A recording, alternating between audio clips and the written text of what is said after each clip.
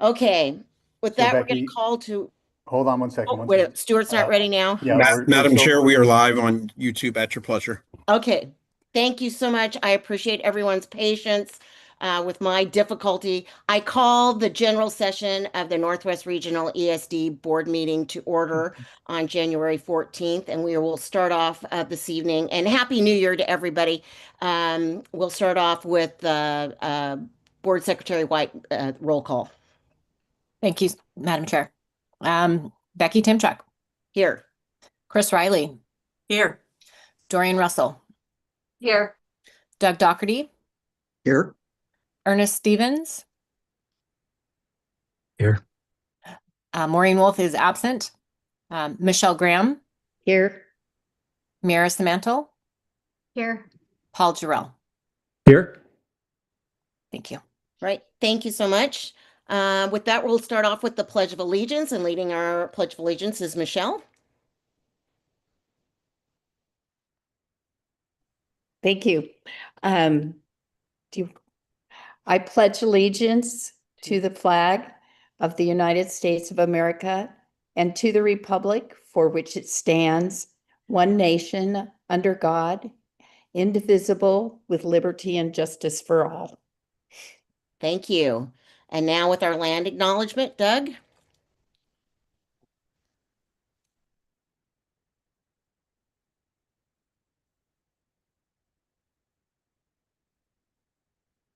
Doug, you're muted.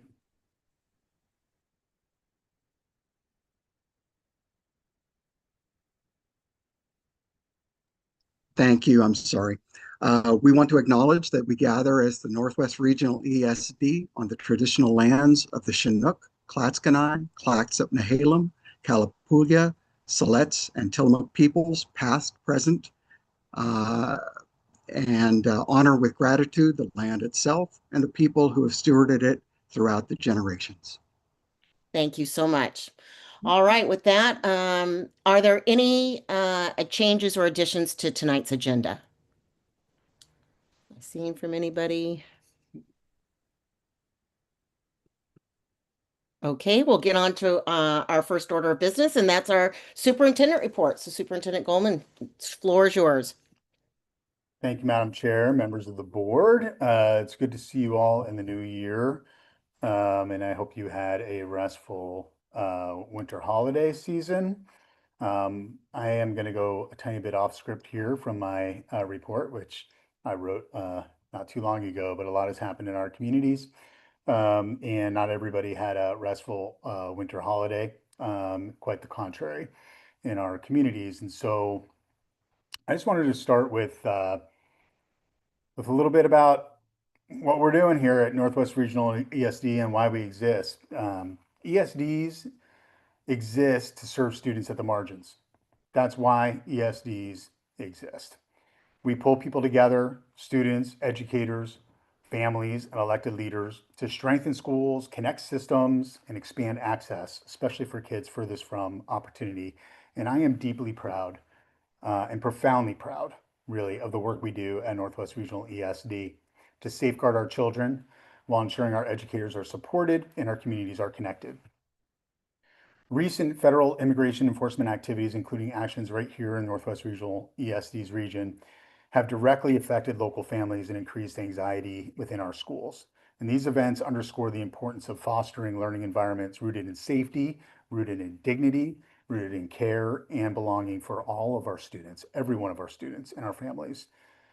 People experience these kind of events or these events in different ways, and they're shaped by their backgrounds and their experiences and the media that they consume. For certain, our kids are closely watching these events and how the adults around them react. Public educators have a moral responsibility to model integrity, humanity, and clarity about our values. And our words and our actions shape how young people come to understand justice, and they come to understand belonging and what it means to participate in a democratic society. Equity, meaning every kid gets what they need to succeed, is a core value of our agency. It's a core value of my leadership. It's a core value of the staff at Northwest Regional ESD. From the work happening through our regional educator network programs to diversify and support our educators, to supporting our parent advisory committee for families who are receiving special education services from our agency, to our efforts to expand workforce programs for students furthest from opportunity, to ensuring our students of color have opportunities to lead through activities like our student-led cafe conference. Educational equity is at our core. And of course, I'm naming only a fraction of what the staff members at the ESD do and the staff members from the 20 school districts that we support. And what they do is they're trying to establish nurturing classrooms. We're trying to expand opportunity, and we're trying to remove barriers for every single child. A free and accessible and a meaningful public education system remains one of the most powerful structures for shaping a more just and compassionate future for our young people. So I want to start my comments this evening with a massive, massive thank you to our Regents educators who continue to show up with care in their hearts and in their actions for every kid, even through our darkest hours. So I'm going to skip ahead in my written report because I don't want to talk forever. We do have a legislative session upon us, and I want to switch gears a little bit to that. We are just a few weeks away from the beginning of our legislative session. The session starts on February 2nd. And I want to give a special thank you and a shout out to Chair Timchuk for organizing the Washington County Legislative Summit that we just had. And she did that in her role on the Oregon School Board Association's Legislative Policy Committee. It was a really good evening. And most importantly, I think the regularity of the event has been fundamental to establishing relationships with lawmakers. So they have someone to call when they want to know more about the potential impacts of proposed legislation. While recent economic forecasts suggest that barring major changes, statewide education budgets are unlikely to see significant reductions, several programs remain politically vulnerable. And as I mentioned in my report, here, the Educator Advancement Council and the cluster of programs that are lodged under that part of our governmental structure are amongst my top concerns. The ESE funding supports our regional educator network and our Grow Your Own programs. And you can see in my report the programs which are directly funded with those resources. And they are important ones for our kids and for teachers and educators across our region. The programs reach thousands of educators across the region and are particularly vital in supporting novice teachers and especially teachers of color. The Grow Your Own program continues to help districts and the ESD here build educator pipelines for our high school students and our classified staff who want to be teachers and they want to be educators in front of kids. With only an estimated $80 million shortfall in the most recent forecast and a $1.2 billion education stability fund, we believe strongly that the legislature should use reserves conservatively and avoid mid-biennium cuts to public education. And as I mentioned here in my report, outdoor school funding also remains a significant area of concern for us in the short session. And I'm happy to report that Representative Hudson, who's in East Multnomah County, will be introducing a bill to restore some of the funding for that program. And we're preparing to advocate forcefully for these ESD priority areas. And with that, I wanted to welcome Jenna Jones, who I think is going to be shepherded into our space here. And while she is, I will just say a couple of things here. So Jenna is our pending board approval tonight is going to be our next director of governmental relations. And we're making that recommendation after quite a extensive and competitive process. So Jenna brings a wealth of local and regional governmental expertise, in addition to knowledge of Oregon's, like I said, opaque property tax laws. She's most recently served as a lobbyist for the League of Oregon Cities, leading on tax, finance, and economic development. Previously, Jenna served as the state and regional affairs advisor at Metro, which has some very distinct similarities to ESDs in the way that they're structured. And she was able to build strong coalitions across local government, community, and business partners. Prior to Metro, Jenna had a 5.5 year stint at the League of Oregon Cities, coordinating legislative events, lobbying at the state and federal levels, etc. We'll announce her on our website and our newsletter as soon as the board takes action. And so, welcome, Jenna. We are very excited to have you. And if you would like to unmute and just say hi, that would be great.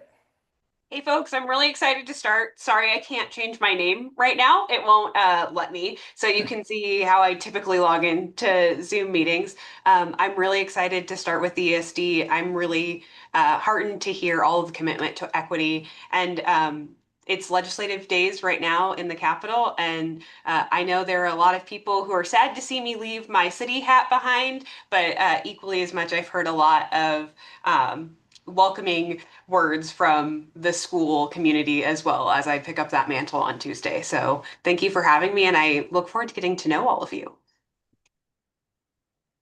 Thank you, Jenna. And congratulations.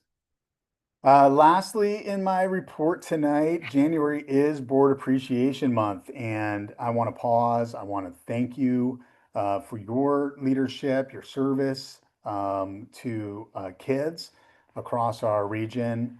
Serving on a board is demanding, and especially in these times, this is not an easy time to lead in communities.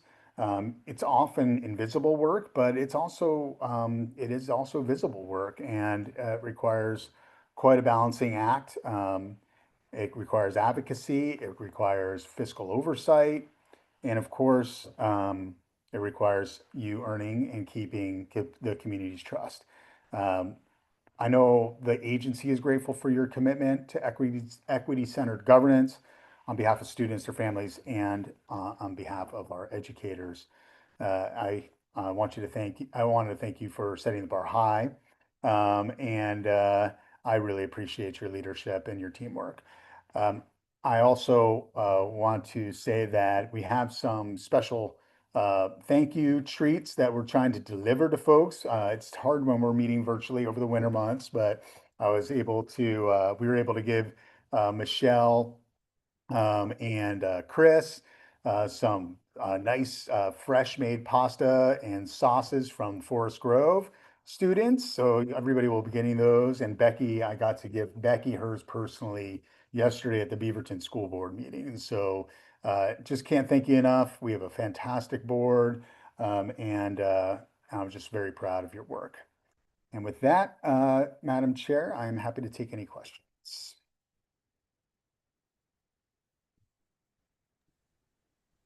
Any questions from anyone? Madam Chair, Yes, Michelle. so I just wanted to comment, Superintendent Goldman, I loved reading about the reading clinic kickoff. And I was wondering, will you bring us back after the 10 weeks, what fantastic progress they had in their kickoff? It sounds like it'd be great to hear. And something Absolutely. that hopefully can be duplicated for many, many other students. Absolutely. Thank you, Michelle. Thank you. Anyone else for the superintendent? I want to just welcome Jenna as well, and I want to thank her for jumping in a little bit early. And she joined us last week at the Legislative Summit, and she went right into the deep end of the pool. And I will tell you, as she said, she is very highly respected and known in her role. There were legislators, there were people there that were just very mildly and nicely surprised that she would be joining the Northwest Regional ESD in the government affairs position. So we look forward to working with you, Jenna, and good job, Superintendent. Oh. All right. Without any other thing on the superintendent report, we get to move into recognition and good news. So Kelsey, if you want to share with us the Northwest Regional ESD Migrant Services Team, we would love to hear. Thank you, Chair Timchuk, and good evening, board members. We just did 2 celebrations. I'm obviously also very excited about Jenna joining, and thankful for the board and your work. Recognition Good News is a time for us to celebrate critical partners and players in our mission work, and that is somewhat of an awkward word to use tonight because this is a team that's been going through a lot of stress and supporting a particularly vulnerable community. But so it is with humility that I introduce tonight's celebratory guests. We have a long tradition in our region at Northwest Regional ESD of supporting the students and children whose parents work in fishing and agriculture and other migratory roles in our community. As Dan mentioned this at the beginning, many of these immigrant families are the target of very intense immigration enforcement right now, and so this team has really stepped up. They're dealing with some really hard issues. They're reaching out and collaborating with neighboring districts in new ways, and because it has been so hard, and they need those kinds of connections, and so we just wanted to get them directly in front of the board so you can meet them and see the faces of the people doing this hard work on behalf of kids and families. And so I think we have Whitney, maybe I can pass it off to you to introduce team members. Yeah, absolutely. Thank you, board, for having us. My name is Whitney Wagner. You actually saw me last month with attendance services, so it's wonderful to be back here. But I would like to introduce William Patino. I'm going to just do it in order that I see you. William, do you want to unmute and say hello and your role? Yeah, sure. Thank you, Winnie. So I'm the family engagement specialist and normally work more with the parents, right? Trying to give them the resources they need to support the students and also to. Sorry, Alexa, stop. Awesome. Thank you so much, Will. Lacey, do you want to introduce yourself? Oh, you're muted. You unmute first. I do that a lot. Hi, I'm Lacey Brown. I am the admin specialist for Whitney along with the migrant education program. All right. And Sarah? Hi, my name is Sarah Brown Chacon. I'm the data specialist for the migrant program, and I'm working around almost 4 years. Thank you. And Vanessa? Hi, good evening. My name is Vanessa, and I'm the pre-K specialist for MEP Region 6. And Lupe? Hi, my name is Lupe Pedraza, and I'm the recruiter for the Title I-C educational program. Thank you. And Lupe and Vanessa also do a lot of really great work around our graduation specialist work as well. So middle school and high school, secondary schools to support them for 9th grade on track, and also just credit recovery, ensuring that they are on track to graduate. So this team has been an honor to work with. I'm impressed every day and so lucky to work with them. So thank you so much for having us. We really appreciate it. Well, we are there are not words. There are not words to thank and to honor and to celebrate. It's always difficult work, but especially now. So we are so grateful to have you here this evening, and thank you all for what you do. Board, is there anybody else that would like to ask any questions or comments? Dorian? Hi, yeah, I really just want to express gratitude for the work that you do and also for each and every one of you having a lot of bravery and compassion at the current era that we're facing.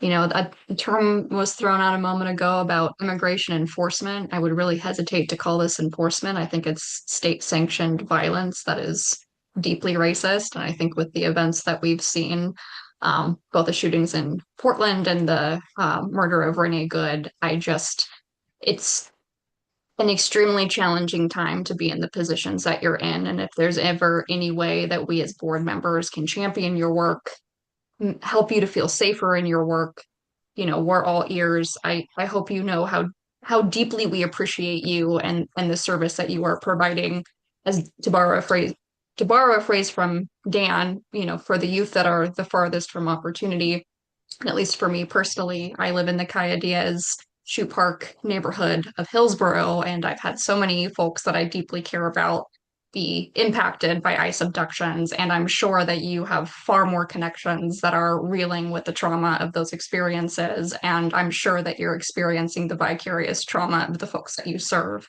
And I just want to, again, underscore how brave you are, how compassionate you are, and how important this work is. You have my deep and profound gratitude. And again, if there's ever any way that we can support you beyond the advocacy roles that we have on this board, I'm very eager to hear from you. Thank you. Any other comments or questions? Well, with that, thank you so much for joining us, and thank you, Kelsey, for allowing us to recognize this important work. So the board is grateful. So with that, we are going to move into public comment. And Board Secretary White, do we have any public comment for this evening? Madam Chair, we do not. All right, thank you so much. So with that, we will move to the consent agenda. Do I hear from anyone on the consent agenda? I move we approve the consent agenda as presented. Russell, second. So Chris moved and Dorian seconded. Is there any discussion on the consent agenda, on the motion to approve the consent agenda? Seeing none, all those in favor signify by raising your hand or saying aye. Aye. Don't see anyone. Again, I can't see you all at once, but I am believing that passed unanimously. Thank you very much. So now for reports and discussion. First order of business is a draft of the strategic plan review. And Superintendent, I will start off with you and I will let you take it from there. Thank you very much, Madam Chair.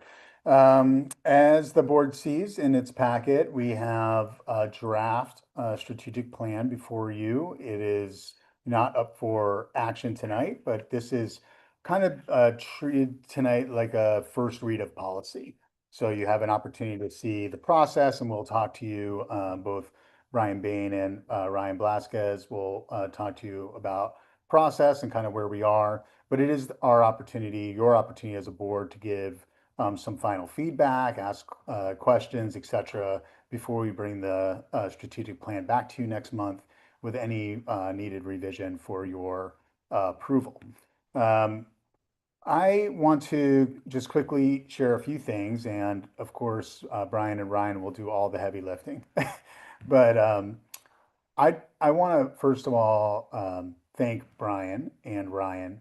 They have both done an amazing job and a huge lift in bringing people together, centering the voices of folks in our agency, but also collecting, analyzing, and centering the voices of people across our 4-county region and in our 20 school districts and our early learning footprint as well. Importantly, we have been engaged with our school systems for the past 4 years very, very deeply in community engagement efforts. Because of the Student Success Act and the technical assistance grant that we receive as ESDs to support school districts in creating their plans for the use of those funds, we have been centered and leading and co-leading and supporting school districts and engaging families. And it's not just any families that we have been really focused on engaging. Not that we don't listen to everybody, but the law is very specific that we would center the voices of families, communities, and students from historically marginalized backgrounds. And so, for instance, migrant families have been engaged, families who have children who are experiencing developmental delay and disability, are families of color, families speaking multiple languages or languages other than English, and the like. And so we have years and years of feedback data. that the team has worked on. And I know later in the presentation, you'll hear about our design team, et cetera, and we have talked about that in the past. So I just wanted to thank Ryan and Brian, and also there's a gal behind the scenes, Jessica Culberson, who is like a data guru and has done just a tremendous amount of work to make sure that we're basing our plan on feedback and quantitative data, outcome data for students as well. So I just start with that. And then the last thing I will say before passing it on to Brian is this slide, the second slide here, which is what the strategic plan is, kind of what it's not, and why the board's role is vital in this work. Obviously, a strategic plan provides a clear roadmap, defines long-term goals, priorities, and actions, and centers our vision for student success in that work. But fundamentally, one of the main roles of a school board is to set strategic direction, hold the CEO of the organization, that's me, accountable for that work, and is in a continuous improvement mindset. So we have some very lofty goals here. I believe that the plan is centered squarely around our values and our vision for student success. And I think it's a very good plan. I do think that it is aspirational in many ways, and it will take a lot. It will take a lot of focus for us to achieve these goals. The last thing I'll say about strategic plan, which is not in the slides, is that the strategic plan also, beyond all the strategies that are in the plan, a strategic plan also informs us about the work that we will not take on. So a strategic plan is fundamentally about prioritization. And it doesn't mean that we'll stop doing anything that's not in this plan, but it does provide the board an opportunity to kind of tell us where you want us to spend our time and what we're not going to take on. And so with that lens, I would love to turn the mic over to Brian Bain, our Senior Director of Research, Assessment, and Evaluation. All right, thank you, Superintendent Goldman. And thank you, Madam Chair and members of the board, for having me here to show you our draft strategic plan. As Superintendent Goldman mentioned, this is a roadmap that defines our destination. It sets our goals, our priorities, and our actions to get there, and it helps us to focus our collective effort to produce lasting change for students. On the next slide, in creating and adopting a strategic plan for our organization, it's important to be grounded in the ESD's statutory charge, right? Education service districts exist to support districts in achieving Oregon's education goals by providing equitable, high-quality, cost-effective, and locally responsive services, as well as regional leadership. I think that's an important lens that we need to keep in mind as we go through this, that we are focused on the outcomes of students all across our region. On the next slide, our vision further exemplifies that, right? Most importantly, our vision says every student is educated, equipped, and inspired to achieve their full potential and enrich their communities. That brings us back to the students and sets that vision for where we want to go. And we have a missio. I see a little typo on the slide there. But our values of student success, partnership, and equity, as well as innovative service, all go into how we develop our strategies to reach that vision. And those are important structures for understanding how we're going to move the organization as an organization. On the next slide, I want to give you a little preview of where we ended up. This will be our roadmap for our organization to meet that vision. We've essentially organized our work into 5 collective commitments that span the learner continuum. The first is setting the groundwork that all students feel accepted and belonging in the school system so that they can thrive. We call it strengthen school systems where every learner belongs and thrives, right? If we as the Northwest Regional ESD do that, we believe we're setting the right conditions for students. Then we start to go through students as they progress in their education. Nurturing our youngest learners is about our students in preschool and our early intervention services and our early childhood special education services, those before they enter the K-12 system. Advancing academic excellence is where we touch on the K-12 system and provide resources to advance academic excellence. Sorry. And then we look at preparing students for fulfilling careers in college and careers after school, after the K-12 experience. The final one is about mobilizing our strategic resources to support this plan and to support students. When we do those things together and we commit to doing those things together, we can achieve our vision of every student educated and equipped and inspired to achieve their full potential and enrich their communities. So having laid out those 5 collective commitments that kind of span the learner continuum, next I want to show you the design process and the timeline that we used to produce this. And then I'll turn it over to Ryan to talk a little bit about what that process looked like. So on the next slide, this plan was co-designed with a diverse team. We had 20 individuals, including our academic officer, Megan Logan, who was out for a portion of it on maternity leave, but she did come back. That diverse team represented every department and employee group and represented multiple cultures within our organization. And they led a liberatory design process to use input from students and families to look at the system. And we started that in August and September. We actually did some pre-work prior to the school year starting, but we really started that work with that team in August and September, right where I just showed you those legislative priorities, our vision, and then digging into the data across our region. I'm going to let Director Blasquez briefly walk us through that engagement approach. Next slide then, Brian. Yep. Thank you. Good evening, everyone. So as we know, in long-term planning like this, it's really important we seek out the perspectives of our communities and the users across our systems.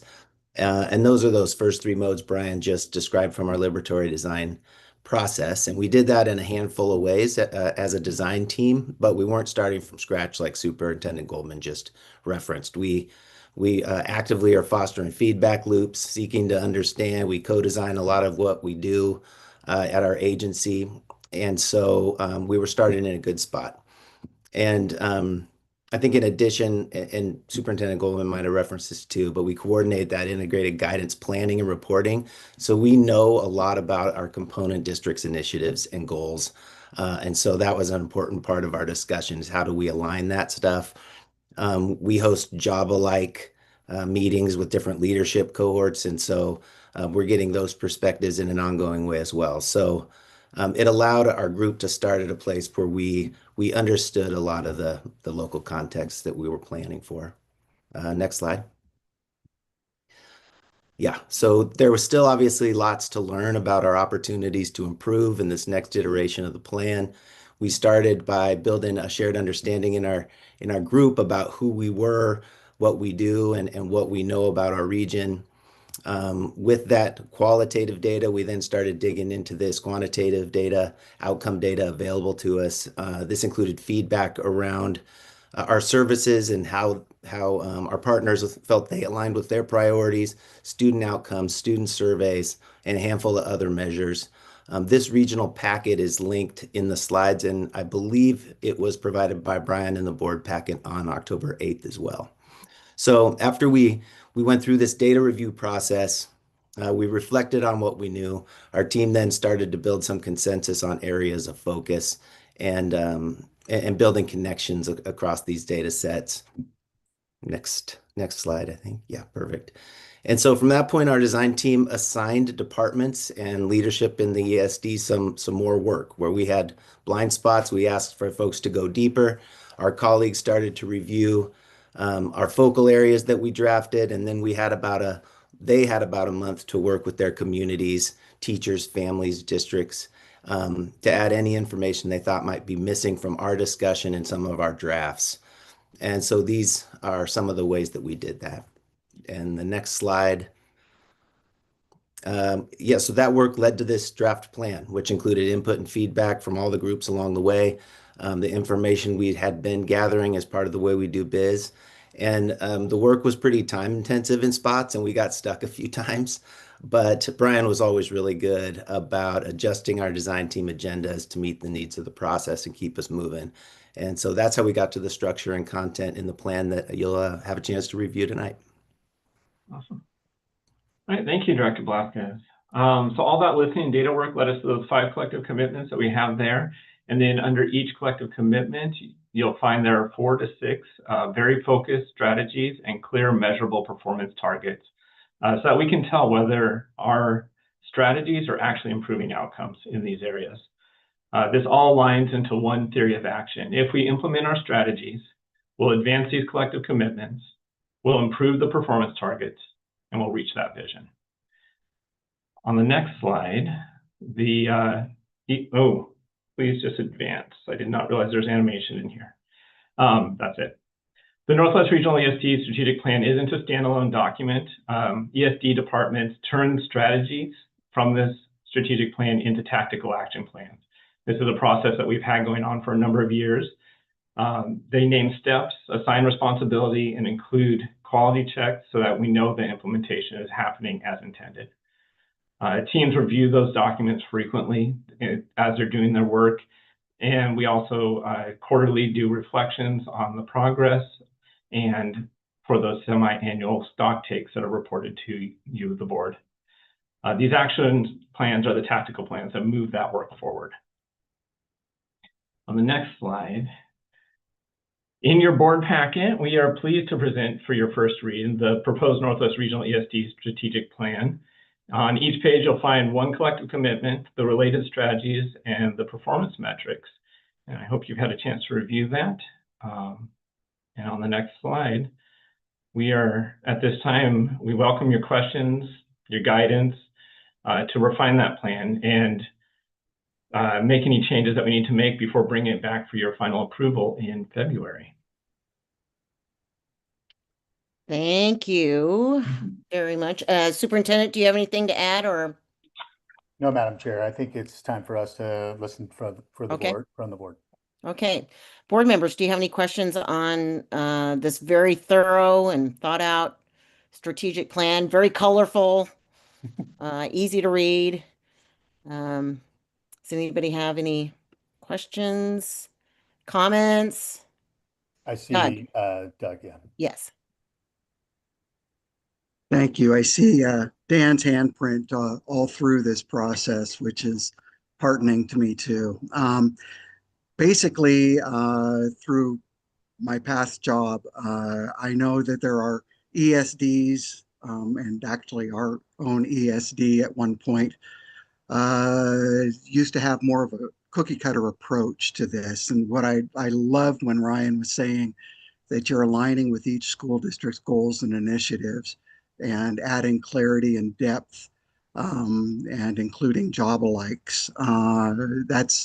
That's one of the things that I think is going to be powerful, not only for the school districts, but also for you to have that wide range of what's going on in each school district and that insight and caring to listen and to investigate what every school district's sort of focusing on and purpose that they're doing that is really going to make some wonderful benefits throughout our region. And I just applaud all of your work on this strategic plan. So thank you. Any other board comments or questions?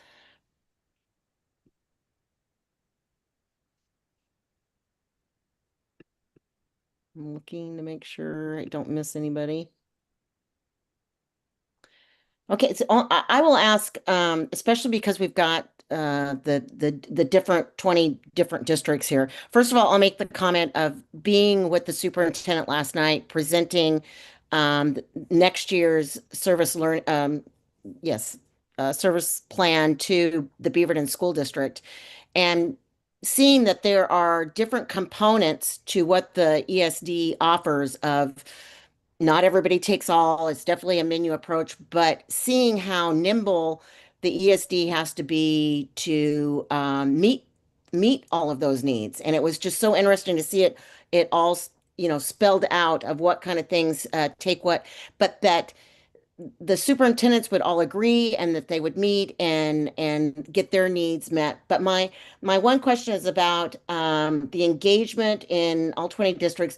Could you explain a little bit more about what that looks like? I know what it looks like at a school district, but I want to know what it looks like at an ESD integrated guidance. What does that look like for an ESD? Are you talking about like our integrated guidance plan? So ESDs don't have integrated guidance plans. We don't receive the the student investment account grant as a ESD. So school districts receive the I'll just back up for the rest of the board, Becky, if that's okay. That's Because I know you've been engaged on the district side. The Student Success Act has 3 buckets of funds within it. One is the student investment account, and that is the big block grant that the districts receive, and then they have to do that planning process I described at the beginning of this presentation, and okay, so there's that. Then there's a middle bucket, I would call it, and it's called the Statewide Education Initiatives account.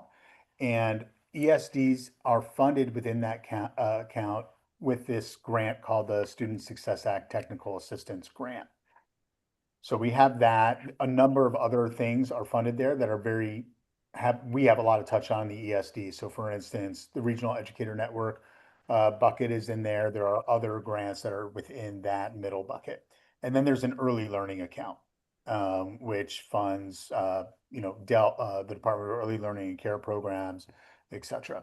And so we don't receive any funds from that student investment account. And so we don't do integrated planning that way. We're funded to help districts do that.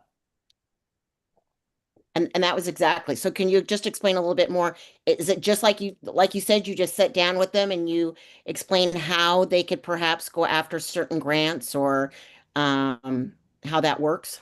Okay, so I believe tonight that Dr. Logan is going to present, like literally right after this, on the entire integrated programs program. So if you could suspend your disbelief, because I don't want to steal her fire.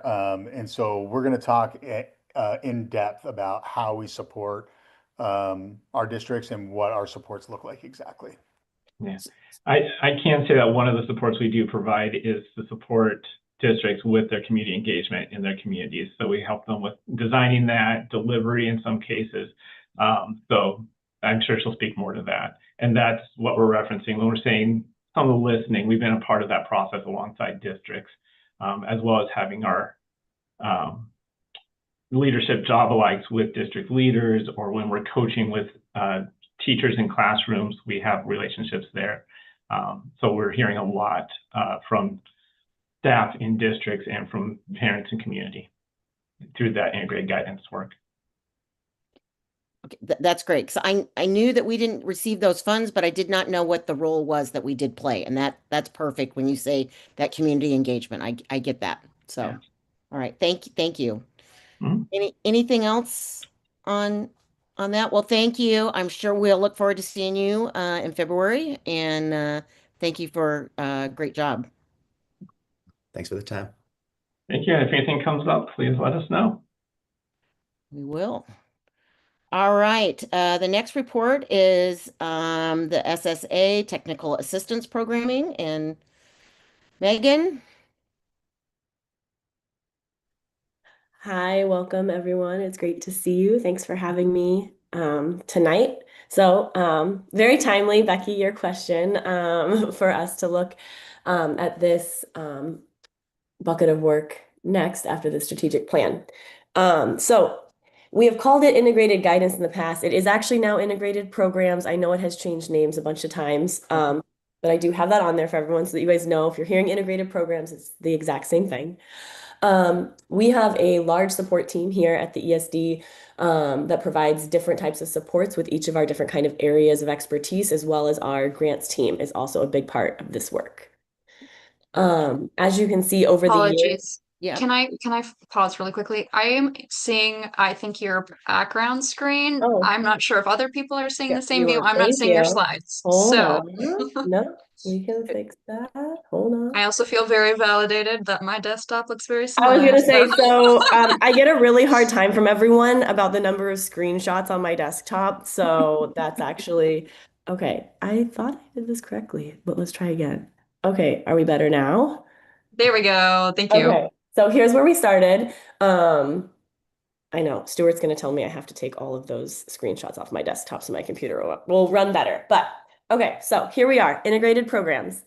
This is our team, as you can see, including our grants team as well. I like to highlight there at the bottom.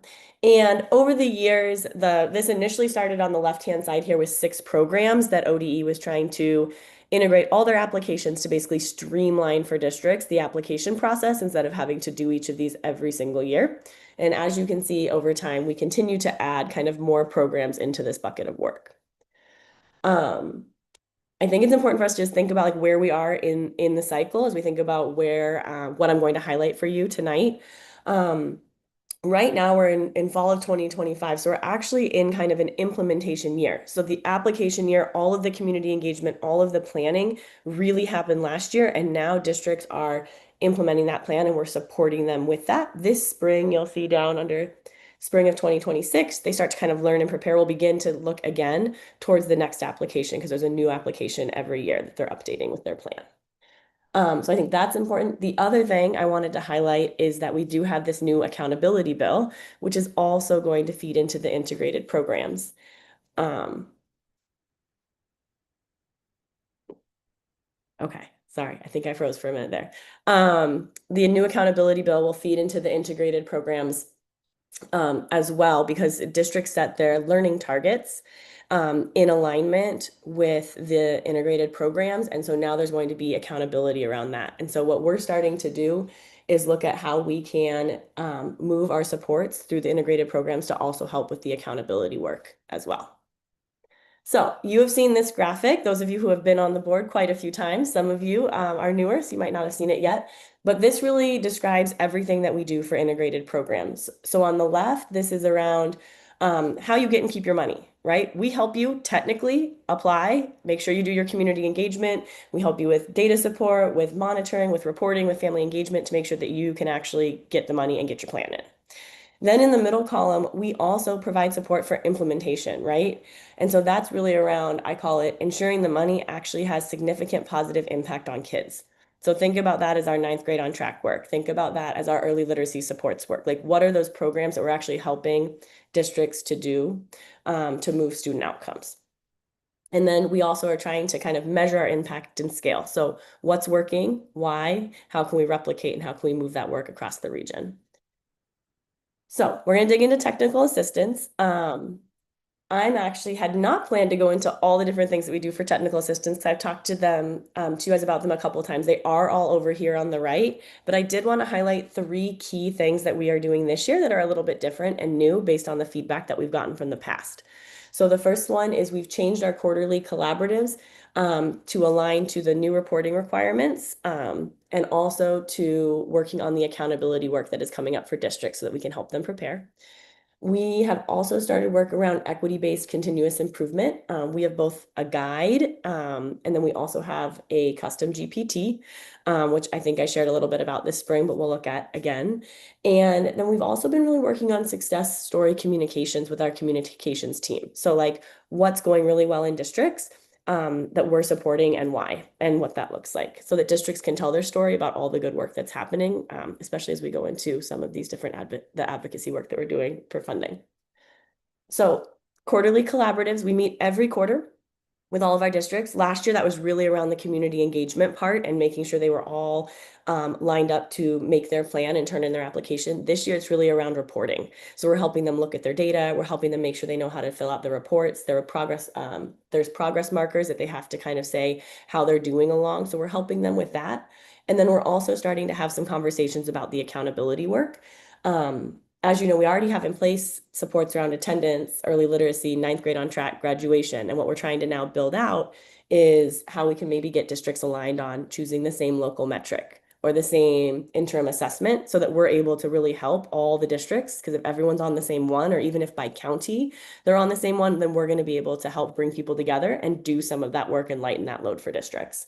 I also have math on there. You'll notice that's in our new strategic plan now, and is one of the new accountability metrics. So that's also something that we're looking into, how we can build out some more supports around that. The second thing we've been working on, this also happens during those quarterly collaboratives, but we also can provide coaching on it as well to districts, is how to actually do continuous improvement in between their application cycle. So how are you looking at your data? How are you engaging with your engagement teams? How are you getting feedback? How are you seeing if what you said in your plan was working, right? And so we have a really awesome Google Doc that Brian and Lawaru's teams have put together that have protocols, that have resources, facilitation guides for districts to use. And then we also trained a chatbot on that. So they're able to go in and to use the chatbot, say, hey, I need to lead this meeting with this group. Help me flesh out an agenda for that. Or, how could I facilitate this type of conversation in community? And it'll ask you questions and help you to plan that out in a thoughtful way. And then the last thing, hopefully you guys have actually seen these two because they've been out before, but I really wanted to highlight because this is really amazing work that both our early literacy team in conjunction with Astoria and our ninth grade success team in conjunction with a lot of districts have done. And so what we're trying to do is really capture those stories. Like, where are the success pieces? Like, what are districts doing that's really working, that's moving things for kids? How has our support helped that? And so that we're able to show how this money through SIA that districts are getting is actually moving the metric for kids. So that's the other big piece that we've been working on. The last thing I wanted to kind of touch on, that's like the technical side, how we help you get and keep the money. In terms of implementation and measurement and scaling, we're always trying to think about who's participating in our programs, right? How effective are they? How are we aligning, as kind of Brian and Ryan talked about, our services to district strategic plans and their priorities, and eventually move the metrics for students. And so in the past, we had some lovely trackers that looked like this that many of you have seen a bunch of times. It's like, hey, Beaverton participated in this, right? Or Forest Grove participated in this, which is helpful to know, but also we would find sometimes like how much are they participating, right? Is it really working? We moved over the last couple of years to a scale of like, are they highly participating or moderately participating? But still that leaves some question as to what's really going on. And so what we've been working on building is a client relation management system, which is really exciting because it's actually up and running right now with our instructional services teams that support this work. And so we can actually look at the number of hours of supports that districts are getting in this work through this technical assistance. And so you can see here, like our early literacy supports team has provided over 3,000 hours of support across 20 districts so far this year, which is pretty incredible. You can see, I mean, that one's very high, but you can even the other numbers are incredibly high as well. You'll note integrated guidance support. It's a little low. That's because those are just our quarterly collaboratives right now. We're not doing all of the work out in districts doing community engagement. So we'd expect that to be a little low. And our MTSS software is more about meeting and getting people on, but there isn't as much professional development involved in that. So there are a couple that are a little bit lower that we'd expect. But we're starting to really be able to capture like what is our impact and like how much are we supporting districts. And you can also look by district as well for how many hours of supports they've received so far. Now, this isn't everything yet. This is not early learning. This is not special education. This is just those instructional services programs, basically related to kind of the integrated programs area of work. But as you can see there, we have all of our districts are engaged and we have a handful that are engaged at very high levels, especially for some of our smaller districts. A Rainier having almost 500 hours of support is pretty incredible, only halfway through the year. And so there's that piece. And then we're also in the background trying to align our services. And so I think I also shared this a little bit last spring, or a couple of you might have seen us present on this at OAESD, but we created a custom GPT to help us look at all of our district's plans. What are their strategies? And then how does it align to the services that we provide? Looking at what are the most used strategies across the region. And then also looking at how our services align to that. And then it also gives us some gaps to look at. So here you can look, we see there is potentially a gap here in how we work in math or in advanced courses. And so we can then think about in the future if we need to change our services based on what we're hearing from districts and based on their plans to make sure that it aligns. And then we've looked over time, over the last 6 years, because they've submitted 3 plans now for integrated programs, how their priorities have actually changed across the region. So you can see here that I like to look at early literacy, I always think is interesting, it has jumped obviously because now there is actually a required early literacy component to this plan. But we can see that all 20 of our districts have that as a clear priority. So we definitely need to have a high level of service in that area. And so you can see some of these as they've changed over time. And we use this, like I said, to look at how we co-design services, how we change if we do need to change anything that we're doing, if we need new services or to adjust, and to also build buy-in for key initiatives. One of those was like early literacy. We knew that was coming, and so building up that program in advance of the requirements coming has really helped that team to take off. Any questions? Thank you, Megan. Are there any questions from board members?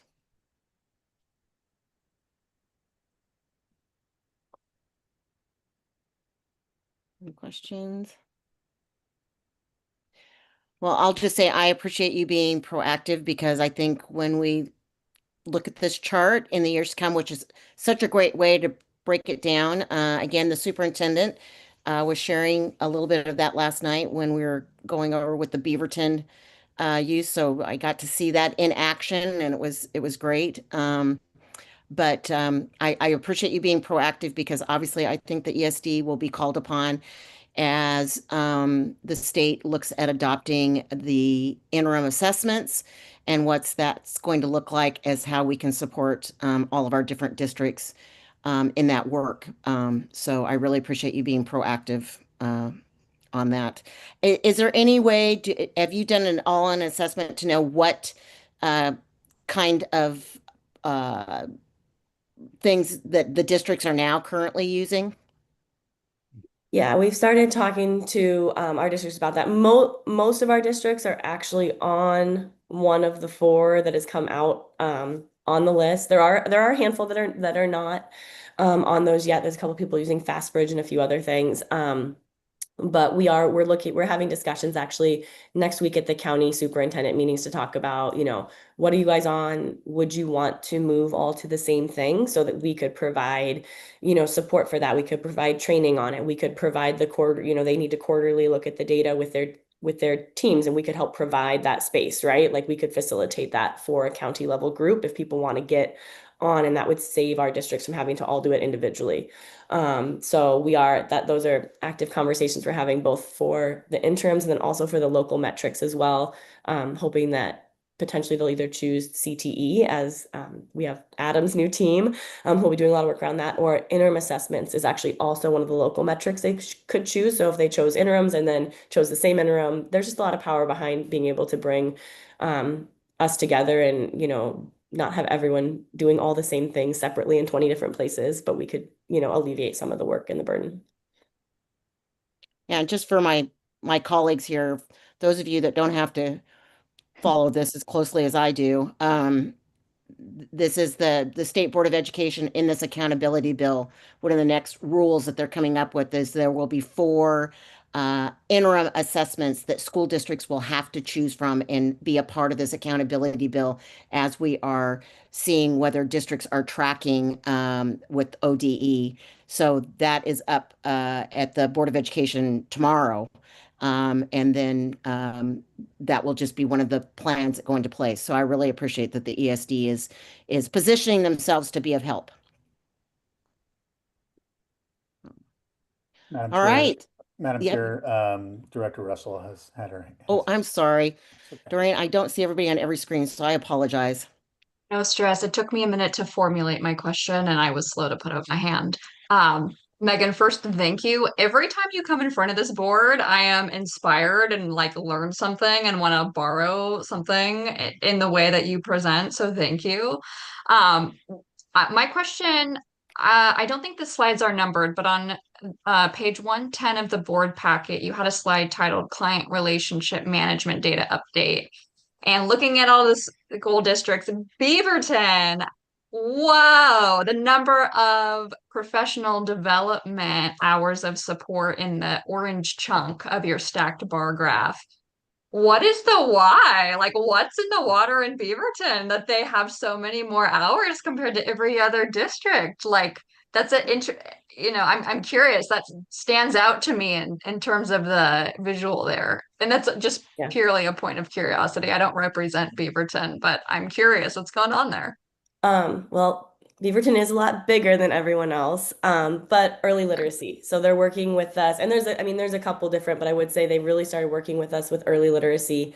They also work with us on ninth grade on track, and those are, they're sending a lot of educators to the early literacy trainings. And so because they have Okay. more schools, they have more elementary schools, they have more kids, more educators are going, and then you're multiplying, you were all at an 8-hour PD or a 4-hour PD. So Beaverton's going to send a lot more people than say Hillsborough. So, Brian and I are also talking about like, what's your participation rate per 100 kids? Or like, there's going to be some other ways to start to look at this data as we get more of it in. But I would say like, it's not necessarily that Beaverton is like so much better than everyone else. We would expect Beaverton to be higher as they're just like a lot bigger. And so there's a lot more people for us to support there. And they are also knocking it out of the park. So that's also like a lot of PD hours they've done, which is really exciting. So, but if you look like per size, like I said, Rainier, is very high. Astoria is very high for like the size for that size of district and the amount of like PD and coaching that's been going on there. So you can definitely see if you just think about the district size a little bit too. There's some pieces there. Can I say one more thing on that, Dr. Logan? So, yes, it is striking, isn't it? The other thing that's going on there, just because you asked, and it's good for the board to have context on our districts and what they are doing and why. Beaverton for years had invested in reading programs that do not fit the definition of science-based reading instruction that we know is best for kids now and that the state is requiring.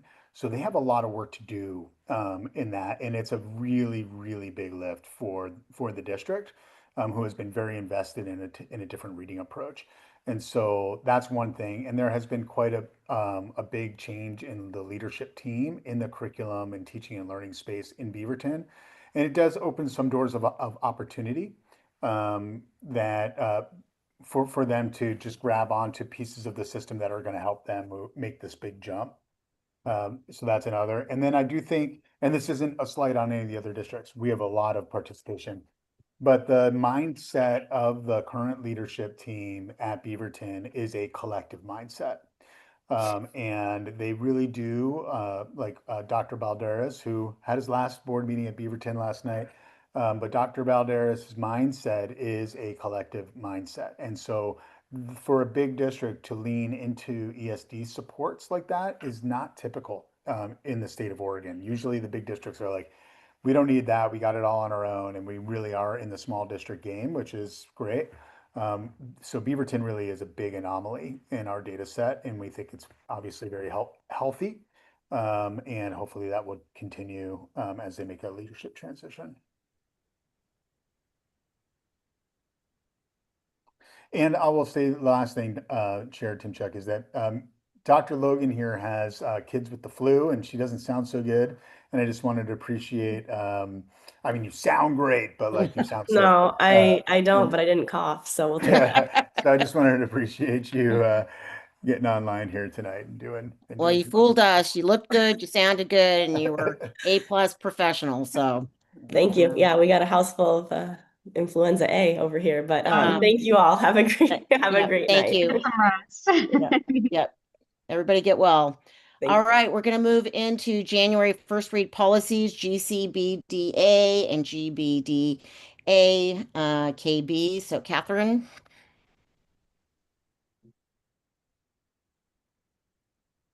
Madam Chair, members of the board, thank you for having me. I've got two board policies for first reading tonight.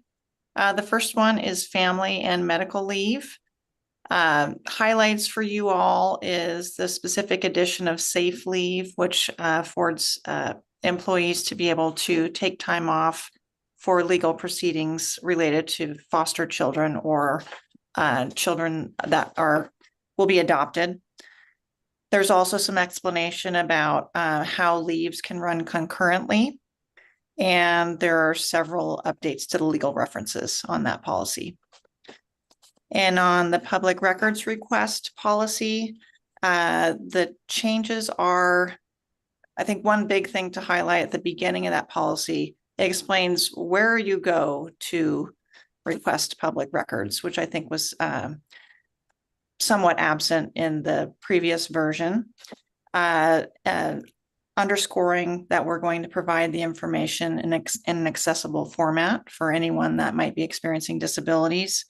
And then clarification on what is not subject to public records requests, including a reiteration that we do not disclose personal information for the purpose of enforcement of federal immigration laws.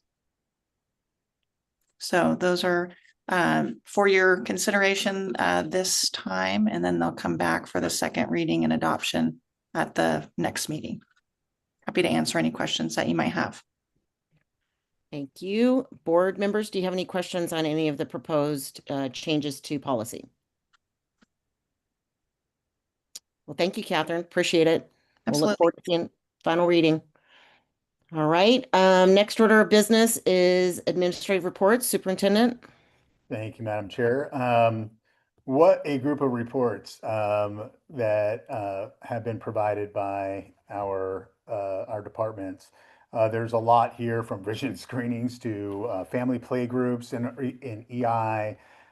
Some amazing work here from Adam's team on getting the CDL project going.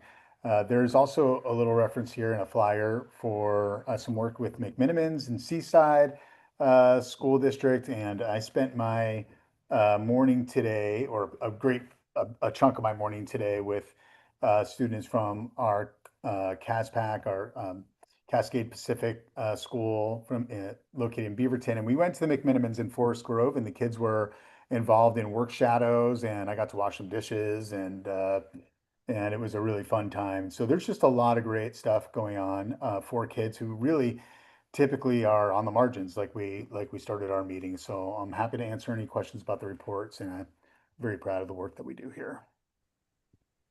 Thank you, Superintendent. Are there any questions from board members? Michelle? Yeah, thank you. I just have really a comment and how wonderful. I loved seeing these reports, and you're so right. There's so much great information in here. I have to highlight, though, in the Workforce Development Board section here about the partnership with Linguava.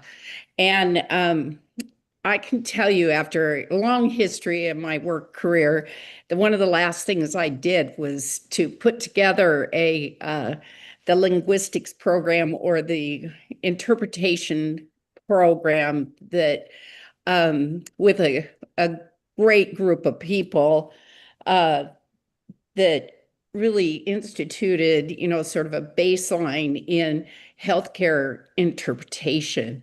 And it makes such a difference to all of these people who, you can just imagine, if any of you watched The Pit, that, you get into this emergency room or any other healthcare situation, and you have no idea what people are saying to you. It's just amazing what this can do. And the video conferencing that you see on there is really what is happening today in big hospitals. It's a great service. So good job. All right. Thank you. I'll pass that on to Executive Director Whalen. Thank you. That's great. Any other comments or questions for the superintendent on administrative reports? All right. So with that, we're going to move into action items. And our first action item is to approve Resolution 26-006, Black History Month. Laiwaru, where are you?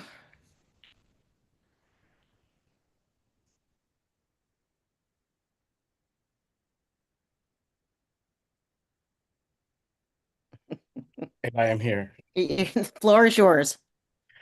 Peace and blessings, everyone. Madam Chair and members of the board, I am pleased to present to you the resolution for Black History Month, which begins February 1st. And so I'll just go directly into the reading of the resolution that our team and collection of community members worked on. So whereas Carter G. Woodson established a formal effort in 1926 to ensure the accurate recognition and study of Black history, building on that foundation, Black History Month has become an essential time to honor Black and African American lives, leadership, creativity, labor, and struggle. And whereas Black and African Americans, despite generations of systemic oppression, exploitation, and exclusion, have made incalculable contributions to the social, cultural, political, and economic life of this nation, including an indispensable labor that built the nation's infrastructure and sustained its institutions then and now. And whereas the Northwest Regional Education Service District recognizes that honoring these contributions requires more than time-bound remembrance, it requires honest teaching, attentive listening, institutional reflection, and sustained action to address the ongoing harms and inequities rooted in racism and white supremacy. And whereas the board is committed to ensuring equitable access to educational opportunities for Black and African American students, to recruiting, supporting, and retaining Black educators and staff, and to fostering inclusive environments where Black students, staff, and families are welcomed, affirmed, and able to thrive. Now, therefore, be it resolved by the members of the Northwest Regional Education Service District Board of Directors, the Northwest Regional Education Service District officially recognizes February 2026, specifically February 1 to March 1 of 2026, as Black History Month, and calls upon all members of the NWRESD community to reflect on and celebrate the enduring legacies and accomplishments of Black and African Americans.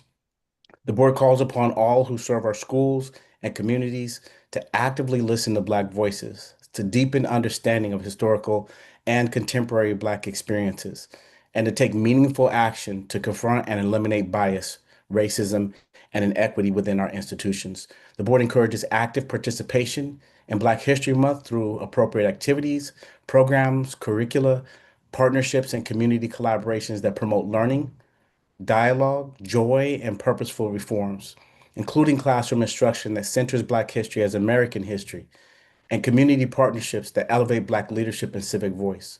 The board pledges to continue identifying, developing, and implementing policies and practices that advance equity, inclusion, and justice for Black and African American students, staff, and families, including measures to increase representation of Black educators, strengthen culturally sustaining curriculum, and remove institutional barriers to opportunity.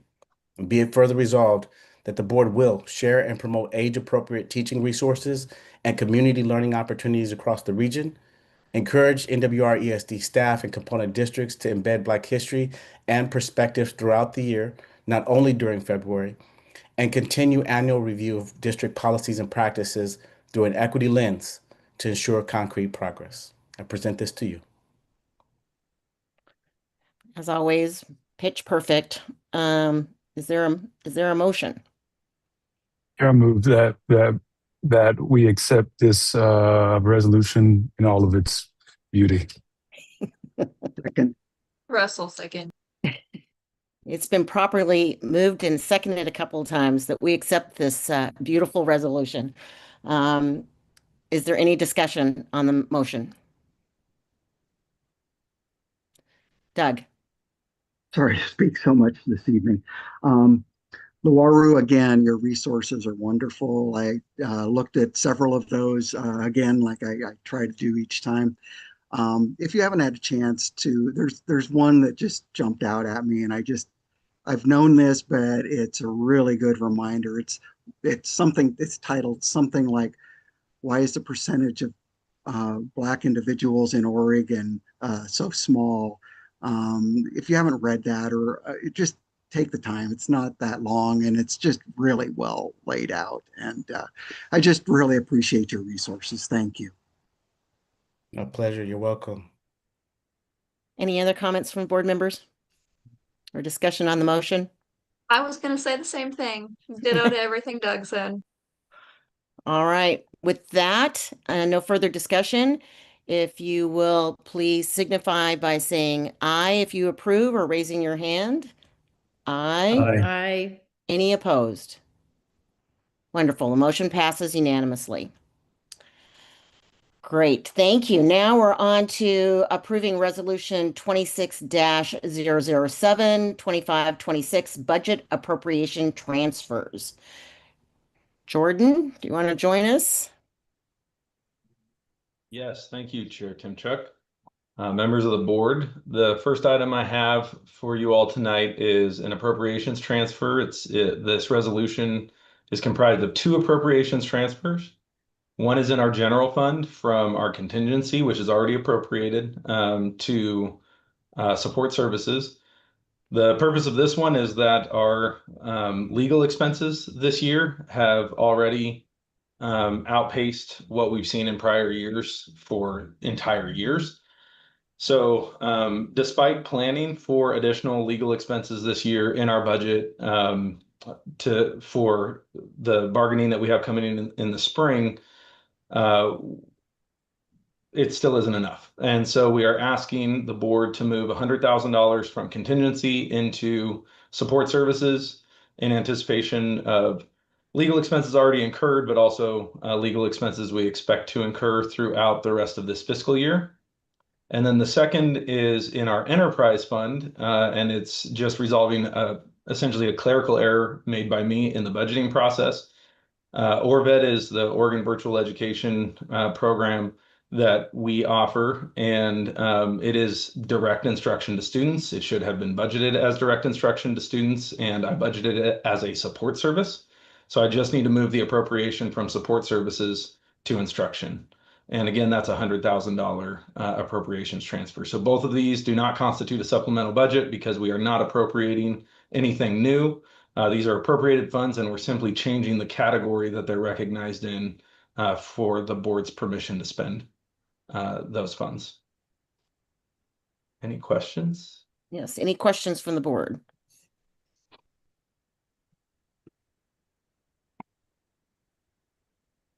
All right, is there a motion? I move we approve the appropriations transfer as presented. I don't know if we have to read that whole thing like we do at the budget committee. You do not. Chair Timchuk, Okay. I believe that Yeah. Commissioner Stevens has his hand. Yes, or I saw that. Director Stevens, sorry. Yeah. Ernest, I'm sorry, before I take that, but it also could be part of the discussion once but go ahead, Ernest, with your question. No, I was just going to make the motion. That's all. Oh, okay. All right. Thank you, Dorian. I appreciate you. I see you. Thank you. I see Okay. you. I was like, this is a budgetary decision. If you got a question, sorry. Okay. I got your back, friend. Okay, so it was moved by Director Riley. Was there a second that I did not hear? I'll second. Second it by Director Stevens. Okay, it's been properly moved and seconded. Is there any discussion to the motion? Seeing none, we'll call the question. Again, all those in favor signify by saying aye or raising your hand. Aye. Aye. Are there any opposed? Seeing none opposed, motion passes unanimously. All right, next order of business. Jordan, you're still up. Yeah. Appoint budget committee position number 2. Thank you. So the next 3 action items are all appointment of budget committee members. I'll introduce them in a group, but they do need to be appointed as individual motions. I just want to say I don't have much to comment on. Staff are not making a recommendation about who to select. I just want to say that I'm very grateful to our community for the amount of support and willingness that showed up. I shared Superintendent Goldman. I've never had contested budget committee seats before, so I didn't even really know what to do with it.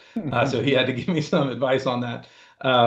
But just the fact that we had 8 different people in our community willing to step up and serve this organization, I'm very grateful for. So I just wanted to put my gratitude on the record. With that, I understand that the board will move the process forward from here. All right, board members. This is different territory for us here. So yes, Chris? So I thought we were going to do it by who sort of represented that region on the board. At least that was my discussion with Dan. So I will make a motion on position 2. There are 2 really excellent candidates in that bunch, and I know one is Dan's friend, but I would recommend we appoint Matt Kaufman to the board, to the budget committee. He's a associate dean at PSU and an accounting professor, and he's on the Sherwood School Board. And I think having school board members on the budget committee is really good because that helps us with things like getting the local service plan approved. And so that is my recommendation, and I'll move we appoint him. Is there a second? I'll second that. Okay, so it's been properly moved and seconded that we approve Matt Kaufman. This is a time we can discuss. This is a time if board members want discussion, otherwise, like I said, this is a different territory for us. We do have a proper motion on the floor. And so is there any discussion on the motion on the floor? Dorian?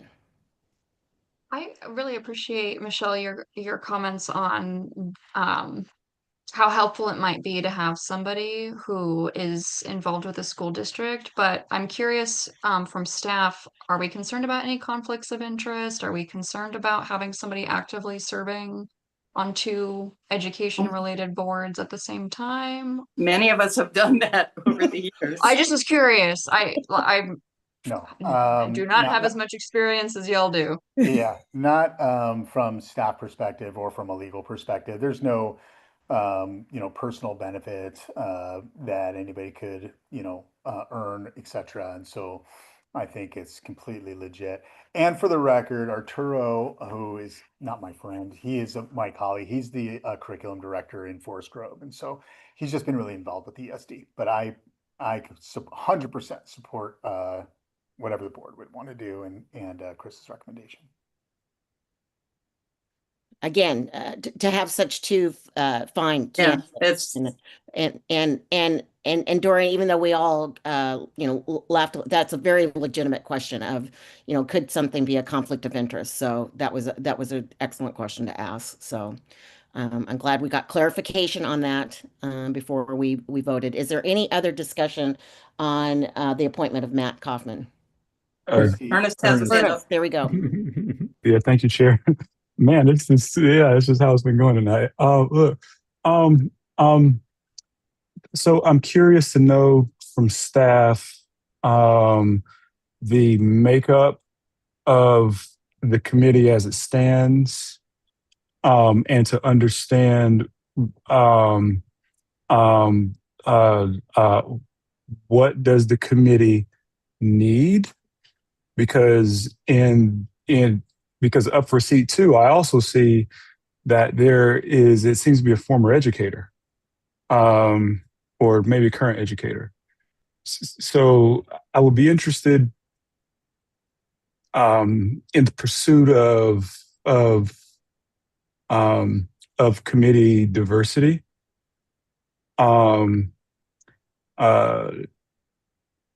What is, or just kind of what are the strengths of the committee today, and what strengths are missing?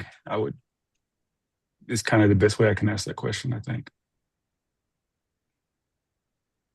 Jordan, Jordan, can you answer that? You want to do it? Can I piggyback on that with a related question? Because I was curious as well, not just on expertise diversity on the board, but gender, race, disability status, other experiences. Like, how does this impact the composite? Like, looking at these 3 candidates, there's information that I might have wanted to know. But anyway, just very similar question on the current makeup of the board, is Ernest. Just to be completely honest with you, I don't know the resumes of all of our budget committee members. I know that we have had really strong participation, and the types of questions that get asked have a broad range from program perspective to finance perspective. So as far as expertise goes, it seems through the participation I've experienced that there is a good mix that people are bringing to the table. And I know that we have, district superintendent is one of our positions, and then we have folks from higher ed and things like that. As far as the candidates, when it comes to racial diversity, gender diversity, things like that, I have not met these candidates, and so I would not want to presume race and gender, so I cannot speak to how that might shake out. Yeah, I would also advise that making decisions based on those types of factors might constitute an ethics violation. So I'd be careful there. I want to be clear, it's more about ensuring that there's a range of perspectives and a range of skills and a range of professional backgrounds. And I value lived experience, as we might also weigh factors like education and profession. I think, But okay, we yeah. didn't collect the information and Yeah, it was not collected. If you look at the application here, that's all we can judge this on is what is presented to us in the form of this application. But I think this does bring up that, I don't know where the proper place is of this. I don't know if it's at our retreat or whatever. And again, to have this wonderful thing. Most of the time it is one person has applied, and this is a very quick process. But because we have these folks, like Jordan said, that are qualified and they took the time to answer this and they want to be involved in this process, we may want to look at, another step. I know, and I don't know how those of us that are that are former school board members, but in Beaverton, it was the school board member who was that correlated with this zone, actually looked at all the applications, met with all of them, or at least talked to them on the phone, and then it was up to that board member to make a recommendation to the other board members. So that's the way it was done in Beaverton, and I don't know if Chris or Michelle or if anybody else wants to, if there were other ways, but that might be something if we want to look at a different methodology of doing this going forward. Maybe that is something that we could discuss at the board retreat or something else. But for right now, we can't change any process or add any more. We need to look at, and again, a wonderful problem to have here. So with that, if there's no other discussion or questions, we have an active motion on the floor right now that has been properly moved and seconded, and we've had discussion. And so with that, I will call the question. So all of those in favor of appointing Matt Kaufman to position number 2, would you please signify by raising your hand? Aye. Aye. Aye. Let me make sure again, I can't see all of you at once here, so do I see? Okay. Are there any nays? Okay, and just comment, I think one of the issues, we've had in the past unfilled positions that we have to work really hard to get somebody to agree to do this. And I think Dan did a nice job of pushing and recruiting to get these applications, which is a good thing. And so I think the comment for future is really a question of recruiting candidates rather than pulling teeth just to find somebody willing to sit in on this meeting. Really it's review a document and go to one meeting. And, it'd be nice to have more active discussion than we typically get. Yep. In this. Good point, Chris. Good point. All right. So with that, Matt has been approved and appointed by a unanimous vote. Okay, now we get to move on to position number 3. And that one, again, Paul. Thank you, Chair Timchuk. I would like to speak to, well, first of all, I'd like to commend whatever you've put in the water to get people to apply. Kudos. I'm with Jordan. Typically, it's like it's a challenge filling some of these positions, and not only that, they were very well qualified. We had three qualified applicants for position 3. I know 2 of them fairly well. Heidi Luquette has served. I think she still serves on the budget committee for Neoconi High School. I worked with Heidi Luquette at Tillamook Bay Community College. She was, up until about a year and a half ago, our vice president of advancement and college relations. And in that capacity, she supervised the chief financial officer. And so she oversaw the budget development process for our institution. So she understands the process of budget development. She understands the role of the budget committee in approving a proposed budget. And she also understands the constraints with which publicly funded institutions operate under pretty closely. And I think for those reasons, I think she would be quite an addition to the budget committee. And it's because of that I move that we appoint Heidi Luquette to the budget committee from zone 3 or position 3. Russell, second. All right, it's been properly moved and seconded that we appoint Heidi Luquette to position number 3. Is there any further discussion on the motion? I just want to flag that she had the most comprehensive application responses that made this particular portion easier for me to make a determination. Great, thank you. Any other comments or discussion on Heidi? All right, with that, I will call the question. Again, for those, you will vote aye. If you're approving Heidi, you will vote nay to not. So all those approving Heidi to position number 3 signify by saying aye or raising your hand. Aye. Aye. Are there any nays? All right, with that, Heidi is appointed unanimously by the board. All right, now to our position at large.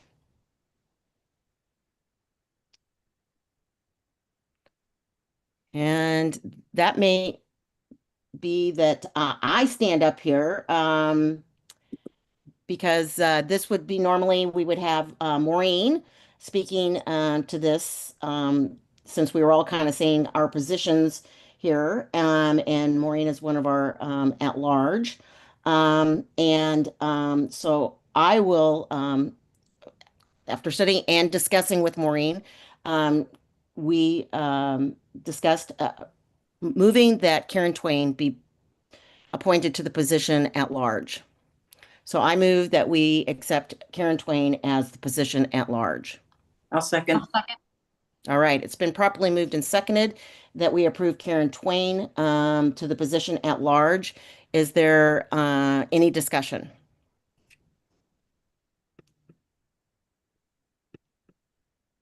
Is there anybody's hand here? Well, I will, again, I know it's kind of awkward with me chairing this, but I have known Karen Twain for quite a while. Knew her first in the Tiger Tualatin School District, and I know Dan also crossed paths with Karen in the Tualatin School District, Tiger Tualatin School District. That's, of course, where Maureen knew her well as being on the board there. She been in many teaching and learning positions, deputy superintendent. And then I also knew her in her capacity as being chief operating officer at the Children's Institute, which I'm on the board of. And I find Karen to be a straight shooter. She does her homework. She is engaged in community, and I think she would be, with her background in Tiger Tualatin as well as with a community-based organization, she knows what's going on in education, and I definitely know she knows how to read a budget. So that's why I am supporting Karen in this position, this budget position. Any other? Chair Timchuk, who was the second on that? We had a couple, I think, but I think it was Chris. Mira. or Mayor? Okay. We're a very enthusiastic group tonight, and I appreciate that.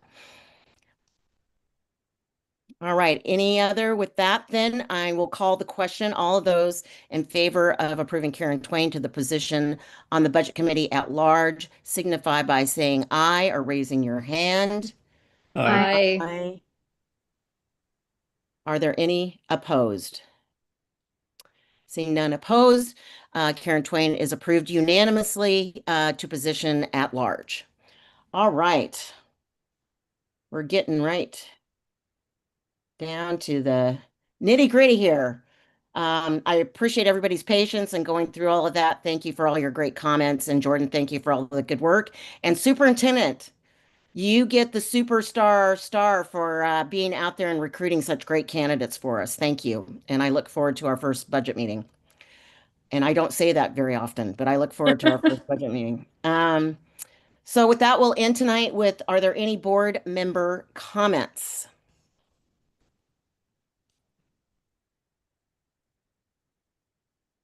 I'm looking.